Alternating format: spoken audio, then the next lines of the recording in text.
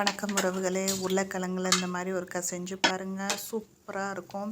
சாம்பார் சாதம், ரசம் சாதம், கர்ட் ரைஸ்க்கு எல்லாத்துக்கும் ரொம்ப நல்லா இருக்கும். கண்டிப்பாக அந்த மாதிரி ஒருக்கா செஞ்சு பாருங்கள். வெளியில் ஏறல நல்லா கிரிப்ஸியாக மொறு மொறுன்னு சூப்பர் டேஸ்ட்டாக உப்பு புளி காரத்தோட அருமையாக இருக்கும். ஒருக்கா கண்டிப்பாக செஞ்சு பாருங்கள். இது ஃபுல் ரெசிபி நம்ம சேனலில் இருக்குது. சேனலில் விசிட் பண்ணி நீங்கள் செக் பண்ணலாம். ரொம்ப அருமையாக இருக்கும். ரொம்ப ஈஸியாக சட்டுன்னு ஆயிரும். எதுவும் வித்தியாசமாக செய்யணும்னு நினச்சிங்கன்னா அந்த மாதிரி ஒருக்கா கண்டிப்பாக செஞ்சு பாருங்கள். ரொம்ப நல்லா இருக்கும். அதுக்கு அப்படியே மீன் துண்டு மாதிரியே இருக்கும். சைவ மீனுன்னு கூட நீங்கள் சொல்லலாம். ஆனால் மீனை விட ரொம்ப டேஸ்ட்டாக ரொம்ப ஹெல்த்தியாக நம்ம இதை 2-3 ஸ்பூன் எண்ணெயிலே ரொம்ப அழகாக செஞ்சிடலாம். பார்க்குறக்கும் ரொம்ப அழகாக இருக்கும். சாப்பிட்றக்கும் அதே அளவு டேஸ்ட்டாக இருக்கும். சின்னவங்கலேருந்து பெரியவங்களுக்கு எல்லாருக்குமே ரொம்ப பிடிக்கும்.